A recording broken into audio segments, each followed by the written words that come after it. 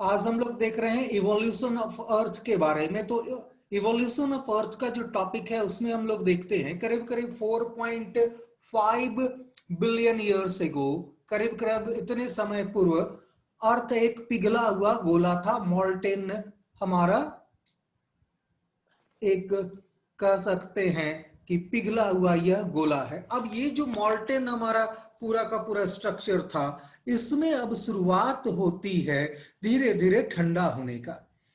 माना जाता है कि जीवन का जो कण है वो हमारा आया था किसी वायलेंट कॉलिजन, किसी भयानक टक्कर से, और ये टक्कर हुई थी आपकी किसी कॉमेट या एस्टेरॉयड की पृथ्वी से। नतीजा उसके सहारे जीवन का जो पहला अंकुर होगा वो फूटा होगा। Water and the clouds and ocean begins to take shape. धीरे धीरे क्लाउड का निर्माण हुआ, पानी का निर्माण हुआ और समुद्रों ने आकार लिया। It was not until a billion years later that the first life was brought forth. करीब करीब 1 अरब साल तक अगर बात करेंगे हम लोग, तो ए बिलियन ईयर्स अगर बात करेंगे, तब यहां तक कुछ भी नहीं था। उसके बाद ही कहीं जीवन का पहला अंकुर फूटा होगा। Filling the atmosphere with the oxygen, जब यहां पर ऑक्सीजन की प्रेजेंस या ऑक्सीजन तैयार होता है। अब ये पूरा का पूरा थ्योरी को हम लोग और ज्यादा अच्छे तरीके से इसको पूरा का पूरा लार्ज रूप में समझने की कोशिश करेंगे कि आगे चल के कि कैसे कैसे ये पूरा चीज हो। तो यहाँ पर जरूरी है हमारा, आकाश आवाज आ रही है ना? आकाश आवाज आ रही है?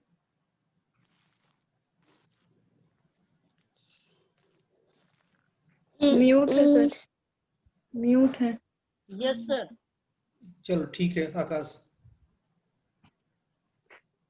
अब यहाँ पर पृथ्वी के उत्पत्ति के कई अलग अलग सिद्धांत दिए गए हैं। अब इन सारे सिद्धांतों को हमको देखना है कि कौन कौन से हमारे पृथ्वी के उत्पत्ति के सिद्धांत हैं, इसको देखेंगे। सबसे पहले यहाँ पर आता है अर्ली थ्योरीज। शुरुआती दौर में जो थ्योरीज दिए गए थे, शुरुआत में जब इसके बारे में लोगों ने सोचना शुरू किया कि हाँ वाकई ये हुआ होगा, क्या हुआ, कैसे हुआ, तो यहाँ पर अर्ली थ्योरीज कुछ आई। कुछ हमारा नेबुलर हाइपोथेसिस की थ्योरी आई। तो ये दो थ्योरी शुरुआती दौर में महत्वपूर्ण है। तो इस दोनों के बारे में थोड़ा थोड़ा इंफॉर्मेशन हम लोग यहाँ पर लेंगे। सबसे पहले अगर बात करेंगे तो यहाँ पर Immanuel Kant a German philosopher gave the theory. इन्होंने एक सिद्धांत दिया। इन 1796 ए मैथमेटिशियन पियरे सिमोन लैपेस इन्होंने री एग्जामिन किया इसे। बोलो।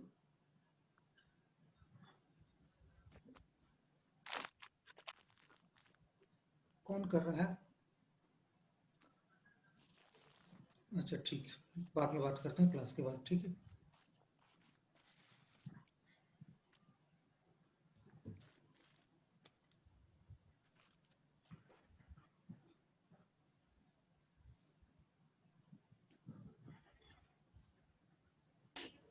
यहां पर देखते हैं, यहां पर बात करते हैं अकॉर्डिंग टू दिस हाइपोथेसिस। इस हाइपोथेसिस के अनुसार the planet were moulded out of a cloud of material associated with a young sun with was rotating slowly. यहाँ पर इस पूरा थ्योरी को समझने की कोशिश कीजिए कि इमैनुअल कांट एक जर्मन फिलोसोफर शुरुआत करता है इस थ्योरी के बारे में। इसी को आगे बढ़ाते हैं मैथमेटिशियन पियरे सिमोन लैप्लेस। अब ये री एग्जामिन कर रहे हैं उस पूरे थ्योरी को। तो इस हाइपोथेसिस में था क्या कि जो भी हमारा प्लैनेट है वो शुरुआत में मोल्डेड है, यानी कि पिघला हुआ है, ऑफ ए क्लाउड। यहां पर याद रखिएगा, इस मोल्डेड अर्थ के ऊपर हमारे cloud of materials, different materials के क्लाउड है, एसोसिएटेड है। याद रखिएगा यह यंग सन था, बिल्कुल नया बना हुआ सूर्य, विच वाज रोटेटिंग स्लोली, जो धीरे धीरे घूम रहा था। तो यहां पर अब शुरुआत इस प्रकार से होती है। अब इसको हम लोग और भी देखेंगे कि और क्या क्या हुआ इसमें। अब इसी में एक और थ्योरी जिसे दी गई, जिसे बाइनरी थ्योरी दी गई। As per this theory the sun had a companion. अब ये बाइनरी थ्योरी जो कहती है कि 2 सूर्य थे, यहाँ पर बाइनरी थ्योरी कह रहा है कि दो सूर्य थे, उसमें से एक सूर्य टूटता है किसी कारण से और वो बिखर कर बाकी सारे ग्रहों का निर्माण करता है। इससे पहले जो थ्योरी थी वो ये थे कि अपने ही सूर्य से हम लोग जो अभी वर्तमान सूर्य है उससे एक बड़ा हिस्सा निकलता है टूटकर और वो चारों तरफ फैल जाता है और वही सारे प्लैनेट्स का निर्माण करता है। लेकिन बाइनरी थ्योरी कहती है कि नहीं, इस प्रकार के दो सूर्य थे, एक कंपेनियन रहा होगा उसका, इस सूर्य का, क्योंकि बहुत सारे आप देखेंगे गैलेक्सीज जहां दो सूर्य हैं, तो यहां पर भी हो सकता है दो सूर्य होंगे जिसमें से एक सूर्य किसी कारण से, किसी एस्ट्रॉयड से टकराने की वजह से, किसी कॉमेट से टकराने की वजह से टुकड़ों में टूट गया। अब ये टुकड़ों में टूट गया तो वो इतना ज्यादा पावरफुल नहीं रहा कि वह कहीं और बाहर जाता, वह सूर्य के ग्रेविटेशनल फोर्स के चारों ओर घूमने लगता है। तो इस प्रकार से संभवतः हुआ होगा। तो बाइनरी थ्योरी भी एक हमारी है। यहाँ पर हम लोगों ने सबसे पहले यहाँ पर देखा वो क्या था, हमारा सबसे पहला हमारा था नेबुलर थ्योरी हाइपोथेसिस। तो नेबुलर हाइपोथेसिस को यहाँ पर प्रेजेंट करने का काम इमैनुअल कांट ने किया, उसके बाद पियर सिमोन लैप्लेस ने किया था। अब यहाँ पर बाइनरी थ्योरी भी यहाँ पर दिया गया, तो यह भी एक प्रकार का कॉन्सेप्ट है। अब यहाँ पर फिर से जब हम लोग देखते हैं, रिवाइज करते हैं नेबुलर हाइपोथेसिस को, तो ये नेबुलर हाइपोथेसिस को किस प्रकार से और आगे चलकर आपका फिर से रिवाइज्ड किया गया, ये देखिए। Revised nebular hypothesis was propounded by the Carl Wiesecker in Germany and Otto Sichmat। Auto सिमट एक व्यक्ति हैं हमारे और दूसरे तरफ से कार्ल विजस्कर हैं। तो ये कार्ल विजस्कर और ऑटो सिमट ये दोनों के दोनों पर्सन है, एक जर्मनी का दूसरा रसिया का। They regarded that a solar nebula, यहां पर कह रहे हैं कि एक solar nebula surrounded by the sun and that the nebula comprises of chiefly of hydrogen, helium and something called dust। ध्यान से समझोगे ये क्या थ्योरी में कहने की कोशिश कर रहे हैं कि यहां पर एक सौर निहारिका या नेबुला ने पूरे के पूरे सूर्य को घेर लिया और इस नेबुला में मुख्यतः हाइड्रोजन था, हीलियम था और डस्ट इसमें था। अब ये the collision of the particles, अब यहां पर कॉलिजन हुआ डिफरेंट पार्टिकल्स के बीच में and the friction caused a disc shaped cloud. नतीजा यहां पर एक डिस्क तस्तरी की तरह एक पूरा का पूरा बादलों का एक झुंड बन गया, to be formed and then the planet were created, और प्लैनेट का निर्माण होता है। यहां पर याद रखिएगा ए सर्टेन प्रोसेस के द्वारा। यहां पर याद रखिएगा ये जो पूरे के पूरे तस्तरी नुमा एक रचना बनी थी, यह वही कहीं ना कहीं कंडेंस होकर आपका तैयार करता है डिफरेंट अलग अलग प्लैनेट्स को। तो ये थ्योरी भी दी गई थी। तो अब यहाँ पर इस थ्योरी से भी हम लोग बात करते हैं। अब आगे चलते हैं और क्या है यहाँ। अब एक महत्वपूर्ण थ्योरी जिसे बिग बैंग थ्योरी कहा जाता है, बड़ी चर्चा है इस बिग बैंग थ्योरी की। यहां पर बिग बैंग थ्योरी की अगर बात करेंगे तो बिग बैंग थ्योरी किस प्रकार से काम करता है, alternatively called the expanding universe hypothesis.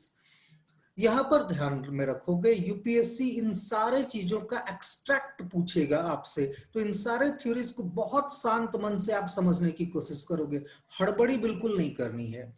As per this theory, in the beginning all matter or substances forming this universe existed at one place as a tiny ball।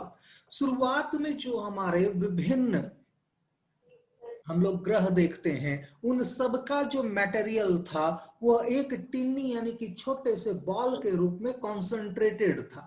अब ये टिनी ball, this टिनी ball had an extremely small volume, ये बहुत ही कम volume का था। Infinite density, इसका जो घनत्व था वो इनफाइनाइट अनंत था, एंड टेम्परेचर भी इसी प्रकार से इनफाइनाइट था।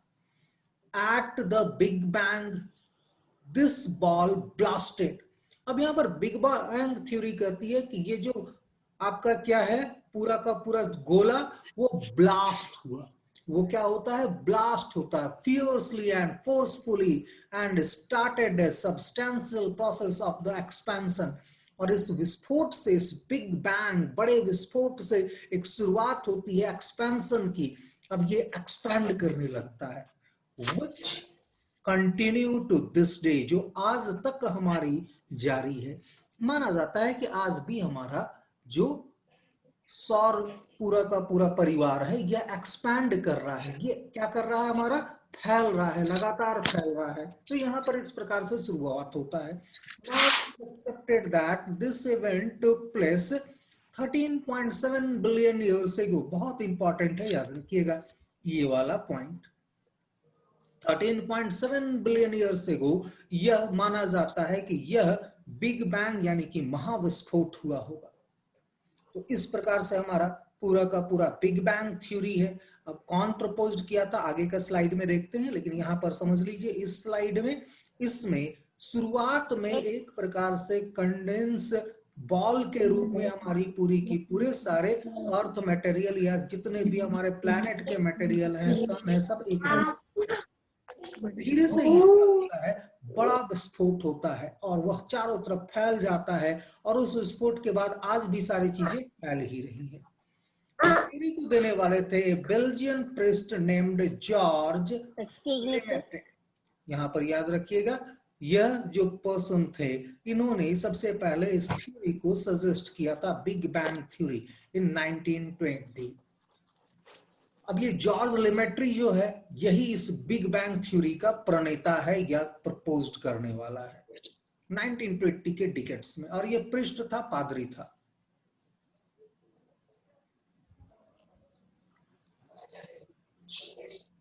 हाँ आकाश बोलिए। सर वो ब्लास्ट कैसे हुआ, कुछ प्रोसेस था क्या? ब्लास्ट कैसे हुआ सर, मतलब कुछ ये हीट से या किससे, मतलब कैसे हुआ ब्लास्ट? अच्छा, ब्लास्ट कैसे हुआ, यहाँ पर आपको मैंने पिछले स्लाइड में दिखलाया, ध्यान से देखिएगा इस चीज को। यहाँ पर जब हम लोग बात करते हैं ब्लास्ट की, तो ब्लास्ट के पीछे कारण क्या था, यहाँ पर देखिए क्या है ये हमारा, कि ये जो स्मॉल वॉल्यूम था, वॉल्यूम बहुत स्मॉल था और इनफाइनाइट डेंसिटी थी, ये इसकी डेंसिटी बहुत ज्यादा थी और टेम्परेचर भी बहुत ज्यादा था। तो कोई भी चीज को सपोज कीजिए आप बहुत दबा रहे हैं अचानक से, और वहां बहुत ज्यादा आपका प्रेशर क्रिएट कर दिया है, तो वो फट जाता है। जैसे बैलून होता है, हम लोग क्या करते हैं, बैलून को प्रेस करते हैं तो एक लेवल आता है जहां तक वो दबता है और उसके बाद वो फूट जाता है। तो फूट जाने के बाद हवा तेजी से चारों ओर फैलती है उस बैलून से में भरी हुई। तो सिमिलरली ये बिग बैंग थ्योरी भी उसी प्रकार से रिप्रेजेंट करता है कि ये जो हमारा शुरुआत में सारा अर्थ मटेरियल या प्लैनेट मटेरियल था, सारा का सारा एक जगह पर कंडेंसेट था। अब वो होता है, पूरा का पूरा टूट जाता है, और जब वो ज्यादा उसकी डेंसिटी बढ़ जाती है, प्रेशर भी उतना ही ज्यादा बढ़ जाता है, तो वह क्या होता है, फूट जाता है, ब्लास्ट कर जाता है। तो इसकी वजह से ये हुआ था। समझ में आया आकाश? आकाश क्लियर है? Yes sir. तो यहाँ पर ये कारण माना जाता है। अब इसमें बहुत सारे जो प्रपोज करने वाले हैं, बहुत सारे अलग अलग थ्योरीज हैं, तो सबके अपने अलग अलग कुछ ना कुछ कॉन्सेप्ट हैं।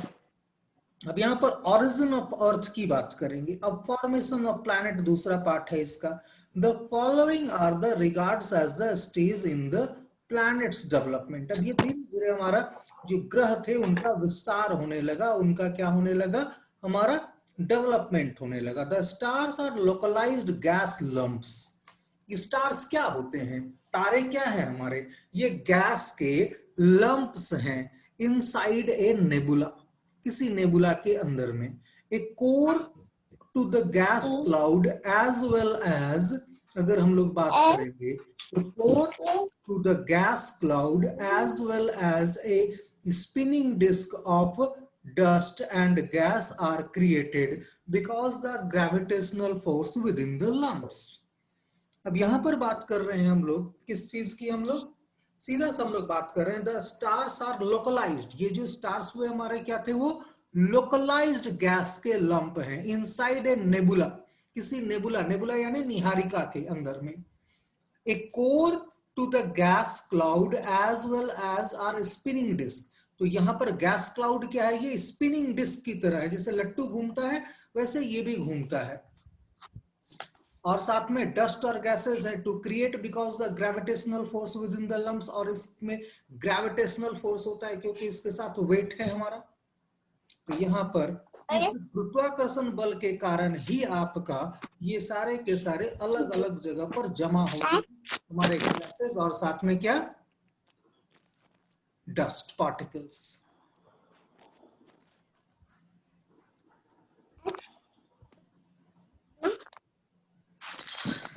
यहां पर देखेंगे, after this the cloud of gas condensed, after this the cloud of gas condensed and matter over the core is change into टिनी object. अब ये जो क्लाउड ऑफ गैस था वो क्या हुआ, कंडेंस होने लगा, जमा होने लगा, और वो जमा होकर क्या बनने लगा, एक कोर के रूप में तुम्हारा जो टिन्नी राउंड ऑब्जेक्ट के रूप में बना, छोटे छोटे तुम्हारे राउंड ऑब्जेक्ट का फॉर्मेशन होने लगा। यही आपका प्लैनेट्स और बाकी सारे चीजें हैं। This small round object develop into what are called planets. यहां पर याद रखिएगा, सीधा सा हमारा है कि ये प्लैनेट के रूप में हमारा फॉर्म होता है बाय ए कोहेशन फोर्स। यहाँ पर कोहेशन फोर्स के द्वारा ये हमारा प्लैनेट का फॉर्मेशन होता है। The smaller object start forming large bodies. जो स्मॉलर ऑब्जेक्ट थे वो क्या करते हैं, फॉर्म करते हैं लार्ज बॉडीज को, बड़े बॉडीज को, by colliding with one another and they stick together because of gravitational force. अब ये क्या करते हैं, they stick together because of the gravitational force. अब यहां पर सीधा सा है कि ये जो पूरा का पूरा ये छोटी गोल वस्तुएं एक सामंजस्य प्रक्रिया द्वारा प्लैनेट मिल्स कहलाती है। तो यहां पर जितने भी छोटे हमारे बॉडीज से एक दूसरे से टकराकर बड़े बड़े बॉडीज बनने लगते हैं, और वे ग्रेविटेशनल फोर्स के कारण आपस में चिपक जाते हैं। हमारे हैं छोटे छोटे बॉडीज, वो एक दूसरे से चिपक जाते हैं ग्रेविटेशनल फोर्स के कारण। तो अंतिम चरण में इन बड़ी संख्या में, इन छोटे ग्रहों की संख्या में तुम्हारा विकास होता है। तो in the last stage this large number of small planetism aggregate to develop into smaller number of large bodies called planets। तो यहां पर याद रखिएगा, ये जो प्लैनेटिमल्स था हमारा, शुरुआत में प्लैनेटिमल्स हमारा क्या करता है, मर्ज होता होता छोटा छोटा टुकड़ा था, तो ये अब धीरे धीरे मर्ज होकर एक बड़े प्लैनेट की रचना करता है। तो प्लैनेटिमल्स इसे कहते हैं हम लोग। तो प्लैनेट से जो छोटा होगा उसे प्लैनेटिमल्स कहेंगे, और यही प्लैनेटिमल्स हमारा एक साथ कोलाइड होकर, एक साथ जुड़कर फॉर्म करेगा हमारा क्या, प्लैनेट्स को। समझ में आया अनीसा, आकाश?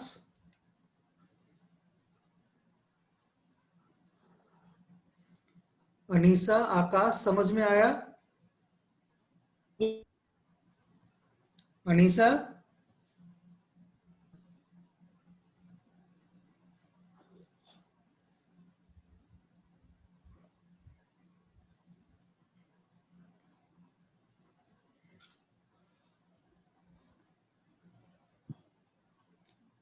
चलो ठीक है।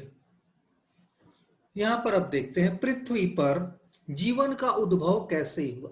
तो यहां पर जब हम लोग बात कर रहे हैं पृथ्वी पर जीवन का उद्भव कैसे हुआ, इस चीज की जब बात करते हैं, तो अब यहां पर हम लोग लाइफ के जो हमारे स्मॉल जो पहले पॉइंट्स बनेंगे हम उनकी बात कर रहे हैं। तो यहां पर अब बात किसकी आ रही है, हमारी जीवन पर सबसे पहला लिविंग ऑर्गेनिज्म क्या था, हम उसकी बात कर रहे हैं। कहां पर ये विकास हो, बहुत इसमें हमको डेप्थ में नहीं जाना, लेकिन हमको फिर भी क्योंकि यूपीएससी की क्लास है तो आपको समझना पड़ेगा कि कितना इसमें जरूरी है हमारे लिए। अब यहां पर देखिए, मैंने यहां पर बैक्टीरिया आपको बना के रखा हुआ है। तो ये जो बैक्टीरिया हम लोग यहाँ दिखला रहे हैं आपको, इस चीज को आपको समझना है कि ये कैसे हमारा तैयार हुआ होगा शुरुआत में। आइए यहाँ पर देखते हैं। Earth was born 4.5 billion years ago. It is believed that the existence of the life on the surface of the earth first took place only in 1 billion years. यह अगर बात करेंगे तो एग्जिस्टेंस हमारा हो रहा है जो लाइफ का, वह पृथ्वी के 4.5 अरब वर्ष हैं। तो 4.5 अरब के 1 अरब वर्ष बाद यानी कि 3.5 अरब वर्ष में ही हमारा पहला लिविंग ऑर्गेनिज्म क्रिएट हो गया था। अब यहाँ पर the oldest known organism was were microscopic and shapeless. जो शुरुआती हमारे जीव थे, लिविंग ऑर्गेनिज्म थे, वो माइक्रोस्कोपिक थे, यानी वो नेकेड आईज से विजुअल नहीं थे, और सेपलेस थे, उनका कोई फिक्स आकार नहीं था। There fossils like micro rods, ये जो इनके क्या है हमारे फॉसिल्स पाए जाते हैं, वो माइक्रो रॉड्स की तरह हैं, which are very difficult to separate from the material made by non-living process। अब ये जो नॉन लिविंग प्रोसेस जो आपका ये था, उसके साथ इसको अलग करना बड़ा मुश्किल है। यहाँ पर याद रखिएगा, इनके जीवाश्म को हम लोग बहुत मुश्किल से अलग कर पाते हैं। आकाश आ रहा हूं मैं आपके पास। हाँ आकाश बोलिए। सर ये वाला लाइन फिर से बता देना। हाँ आकाश, जहां नहीं समझ में आएगा तुरंत रेज हैंड करोगे, क्योंकि ये टॉपिक ऐसा नहीं है कि एक बार में क्लियर हो जाता है, ठीक है, लेकिन हम लोग पूरा कोशिश करेंगे इसको अच्छे तरीके से ये कर लेने का। अब यहाँ पर देखो, oldest known organism were microscopic and shapeless है, ठीक है, यहाँ तक क्लियर है। There fossils like micro rods, यहाँ पर देखेंगे अगर हमारा बात कर रहे हैं, इनके जीवाश्म सूक्ष्म रॉड की तरह हैं, जिन्हें जीव विहीन प्रक्रियाओं से बने पदार्थ से अलग कर पाना अत्यंत कठिन है। ऐसे पदार्थ जो लाइफ से रहित हैं, जीवन जिनका नहीं है, तो यहाँ पर नॉन लिविंग प्रोसेस से जो मटेरियल बना हुआ है उससे अलग कर पाना इनके फॉसिल्स को, ये जो माइक्रोस्कोपिक और सेपलेस हैं उनके फॉसिल्स को, उन सब के फॉसिल्स हैं, तो उनके फॉसिल्स को नॉन लिविंग प्रोसेस से बने हुए मटेरियल से अलग कर पाना पॉसिबल नहीं है। बहुत मुश्किल से ये अलग हो पाते हैं। तो चट्टानों के अध्ययन से पता चलता है कि बैक्टीरिया के जीवाश्म 3.5 से 3.8 अरब वर्ष पुराने हैं। तो यहाँ पर सीधा 4.5 में हमारा पृथ्वी बना, 3.5 में बैक्टीरिया बना, 3.5 अरब वर्ष में बैक्टीरिया बना, अब 3.5 से 3.8 अरब वर्ष में ये हमारा पूरा का पूरा बैक्टीरिया आ गया था। अब क्लियर हुआ आकाश?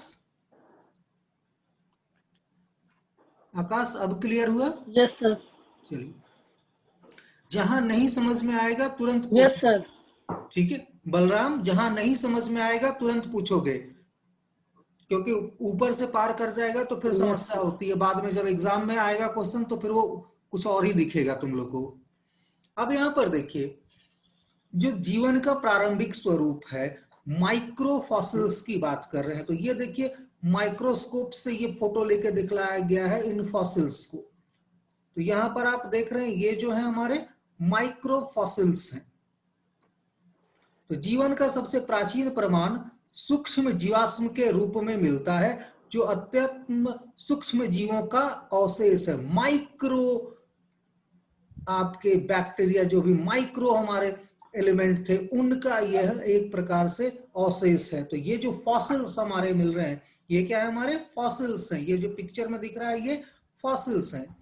ये वर्तमान काल के बैक्टीरिया जैसे ही थे, जैसे अभी वर्तमान में बैक्टीरिया होता है वैसे ही थे। इनका आकार 1 to 2 माइक्रोमीटर था, 1 to 2 माइक्रोमीटर था। वे एक कोशिकीय, बिना किसी बाह्य आकृति या आंतरिक रंग संरचना वाले, इनका कोई एक्सटर्नल आकार नहीं था, इनका कोई इंटरनल स्ट्रक्चर नहीं था।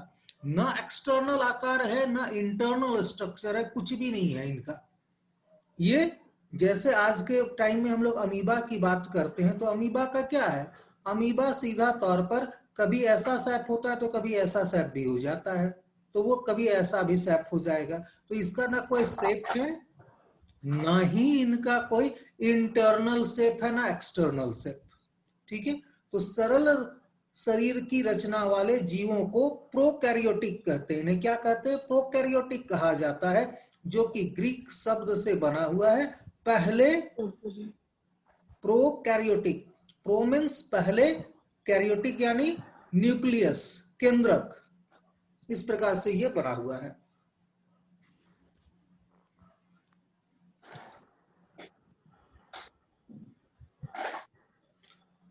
यहां पर याद रखेंगे, इस नाम का अर्थ है बिना केंद्रक वाले जीव, गोलाकार केंद्रक के बाद के जीव जैसे यूकैरियोटिक तथा जटिल कोशिका वाले जीवों का गुणधर्म वो लेकर बाद में आएगा। ठीक है, तो यहां पर याद रखिएगा प्रोकैरियोटिक है, प्रोकैरियोटिक के बाद यूकैरियोटिक आएगा। तो यहां पर यूकैरियोटिक में क्या होगा हमारा, ये थोड़ा सा जटिल होगा, थोड़ा सा आपका टफ होगा, थोड़ा सा इसमें ज्यादा कॉम्प्लेक्स होगा, कॉम्प्लिकेशंस। जीवाश्म के जो फॉसिल्स हैं उनके रिकॉर्ड के अनुसार यूकैरियोटिक का उद्भव 1.5 अरब वर्ष से पहले नहीं हुआ था। तो यहां पर याद रखिएगा जो हमारे फॉसिल्स रिकॉर्ड है उनके अनुसार, इसका अर्थ है कि पृथ्वी पर पहले 2 अरब वर्ष केवल बैक्टीरिया का ही अस्तित्व था। शुरुआत में केवल बैक्टीरिया ही था। अब बैक्टीरिया के बाद आता है हमारा कौन सा, प्रोकैरियोटिक। तो बैक्टीरिया के बाद आ रहा है प्रोकैरियोटिक। तो पृथ्वी पर शुरुआत में केवल 2 अरब वर्ष तक बैक्टीरिया ही राज करता था, और उसके बाद अब ये आपका प्रोकैरियोटिक आएगा। इस सीरीज को बड़े अच्छे तरीके से आप लोग समझने की कोशिश करेंगे। सर एक एक पेज के समय ना मेरा कनेक्शन थोड़ा कट गया था, तो वाला पेज मेरे को फिर से बता दीजिएगा। इससे पिछला वाला, इसके नहीं, इसके 2 पहले वाला। ये वाला, हाँ ये वाला। ठीक है। हालांकि हम रिकॉर्डिंग कर रहे हैं, ठीक है, तो रिकॉर्डिंग ठीक मेरी है सर। ऑन है, तो आप लोग को ठीक रिकॉर्डेड हम इसको यूट्यूब पर भी अपलोड कर देंगे। ठीक ठीक। है सर। ठीक है।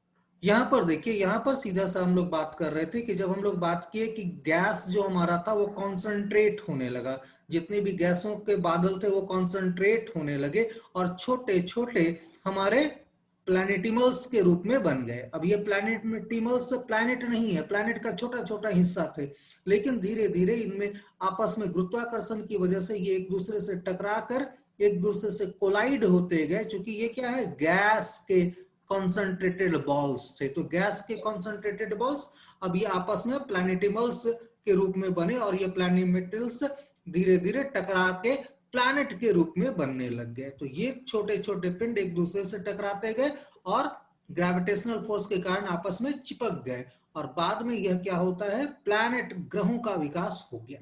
तो बस यही था हमारा। यस।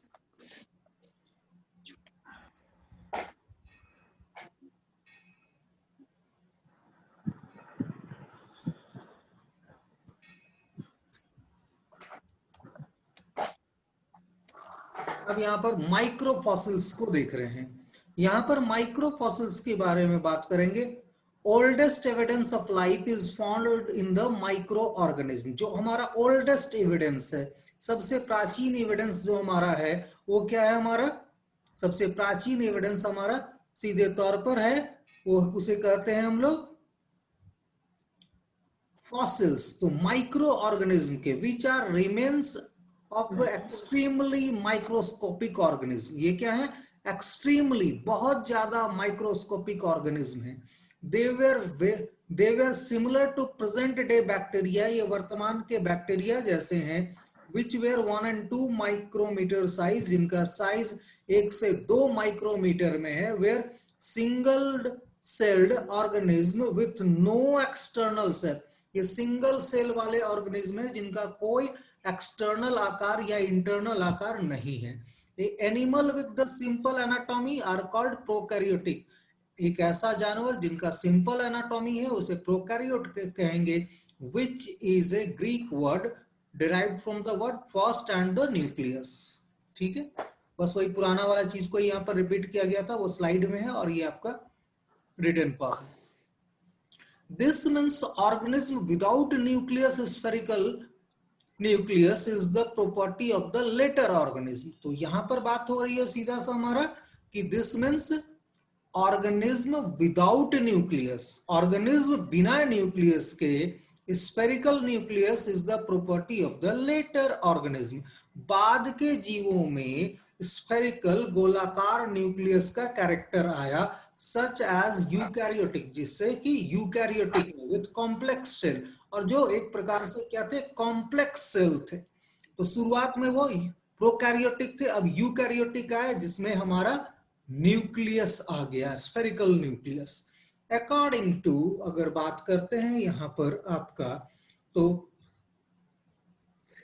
जीवाश्म के रिकॉर्ड के अनुसार eukaryotic did not originate before 1.5 billion years from the now. आज से 1.5 बिलियन यानी कि अरब वर्ष से पूर्व यूकैरियोटिक नहीं आए थे। तो 1.5 अरब तक तो आपका बैक्टीरिया ही चलता रहा था, 2 अरब तक। तो 2 अरब तक केवल बैक्टीरिया, यानी कि 2 बिलियन ईयर्स तक ये केवल बैक्टीरिया ही राज किया है इस पृथ्वी पर। अब यहां पर एनिसेंट बैक्टीरिया की बात हो रही है, जिसे आर्च बैक्टीरिया कहते हैं। एनिसेंट बैक्टीरिया का क्या नाम दिया जाता है, archaebacteria. Bacteria have been found in the boiling water. जो बैक्टीरिया था वो क्या होता था हमारा, have been found in the boiling water of hot water spring. यह किसमें पाया जाता था, उबलते हुए पानी के झरनों में, नियर द डीप सी, जो गहरे समुद्र के निकट वॉल्केनिक इवेंट जो होता था या वॉल्केनिक इरप्शन जो होता था उसके पास में, in the presence of oxygen eight extreme temperature. और यहां पर ऑक्सीजन भी उपलब्ध था लेकिन टेम्परेचर भी एक्सट्रीम था। These remains of the early life, these remains of early life on the earth are called archaeobacteria। तो ये हमारा क्या था, these remains of early life on the earth are called archaeobacteria। इसको क्या कहते थे हम लोग, archaeobacteria कहते हैं, which is derived from the Greek word means ancient creature। इसका मतलब होता है प्राचीन जीव।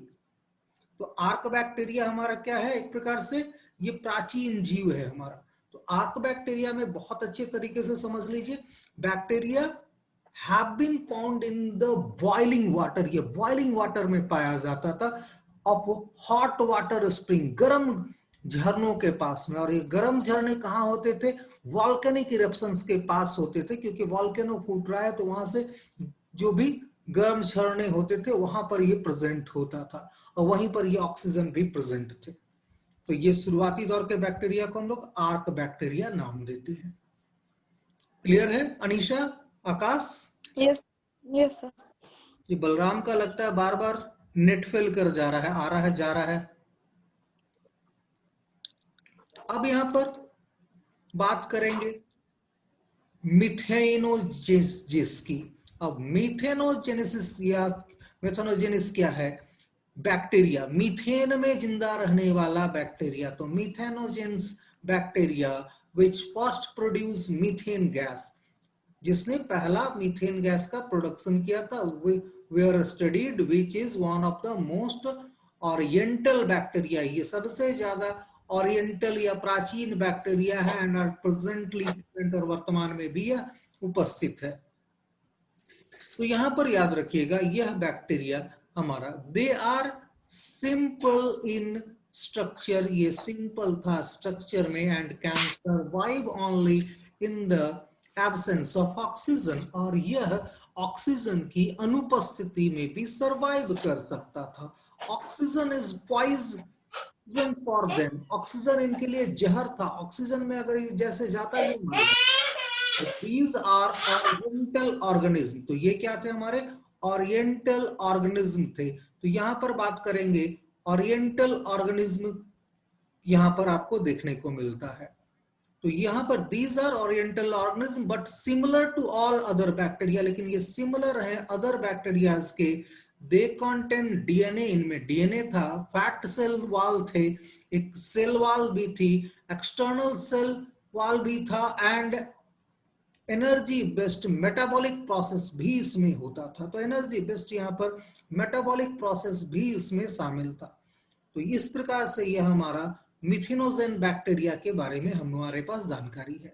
याद रखिएगा मिथेनोजेन बैक्टीरिया, इसके लिए ऑक्सीजन जहर था। प्राचीन बैक्टीरिया, आर्क बैक्टीरिया, उसके बारे में हम लोगों ने फिर से इसको थोड़ा सा और एक स्लाइड बना के डाल रखा है। गर्म झरनों के उबलते पानी में तथा गहरे समुद्री ज्वालामुखी छिद्रों के पास अत्यधिक गर्म तापमान पर बिना ऑक्सीजन की उपस्थिति में यह बैक्टीरिया पाया गया। पृथ्वी पर आरंभिक जीवन, इनके अवशेषों को आर्क बैक्टीरिया कहेंगे। ठीक है, सबसे पहले मीथेन गैस उत्पन्न करने वाला मिथेनोजिस बैक्टीरिया का अध्ययन किया गया, जो सबसे प्राचीन बैक्टीरिया है। ये क्या है? मिथेनोजिस क्या है? सबसे प्राचीन बैक्टीरिया है, याद रखिएगा। ये सरल संरचना वाला था और ऑक्सीजन के एब्सेंस में ही ये जिंदा रह पाता था, ऑक्सीजन इसके लिए जहर था। यह प्राचीन आरंभिक जीव है, लेकिन अन्य सभी बैक्टीरिया के जैसे ही इसमें डीएनए है, फैट युक्त सेल है, सेल वॉल है, इसका इंटरनल भी ये है, और साथ में ऊर्जा के आधारित यहाँ पर मेटाबॉलिज्म भी प्रोसेस यहाँ पर है। तो ये सारी चीजें थी। तो एक बार रिवाइज हो गया हमारा फिर से ये सारी चीजें जो हम लोगों ने लास्ट स्लाइड में पढ़ी थी। अब यहाँ पर अर्ली यूकैरियोटिक सेल्स के बारे में बात हो रही है। किसके बारे में बात हो रही है? अर्ली यूकैरियोटिक सेल्स के बारे में बात हो रही है। अर्ली यूकैरियोटिक सेल्स हमारा क्या है? They are large and more complex in size. ये क्या है? लार्ज है और more complex in size than prokaryotes. Prokaryotes से ये ज्यादा लार्ज है, ज्यादा, यह उनसे ज्यादा कॉम्प्लेक्स है। Eukaryotic cells have nucleus surrounded by a membrane. इनके पास एक न्यूक्लियस है surrounded by membrane which contain genetic material, और इसके अंदर में जेनेटिक मटेरियल भी है। Eukaryotic cells are formed by the joining two or more sales. Eukaryotic cells कैसे बना? दो या दो से ज्यादा सेल्स के जुड़ने से बना था। तो they were born 1.6 to 2.1 billion years ago. यह करीब करीब 1.6 से 2.1 अरब वर्ष पूर्व आया था। Eukaryotic cells are considered to be milestone in the development of the life. यही था हमारा डेवलपमेंट, जो हमारा लाइफ था उसमें एक बड़ा milestone. Eukaryotic cells comprises all the complex cell. ये सारे कॉम्प्लेक्स सेल के गुण इसमें थे। Which consist of the most of the multi cellular organism. जो मल्टी सेलुलर ऑर्गेनिज्म में जितने सारे गुण होते हैं वो सारे के सारे इसमें भी अवेलेबल थे। तो यहाँ पर प्रोकैरियोटिक के बाद यूकैरियोटिक आता है, जिसमें न्यूक्लियस भी है और अदर यहाँ पर सेल के पार्ट्स भी हैं। तो यहाँ पर याद रखिएगा, जो आज के टाइम में कॉम्प्लेक्स हमारा पूरा का पूरा सेल स्ट्रक्चर है, वो इस यूकैरियोटिक में मोटा मोटी अवेलेबल था। क्लियर है अनीसा, गौरव?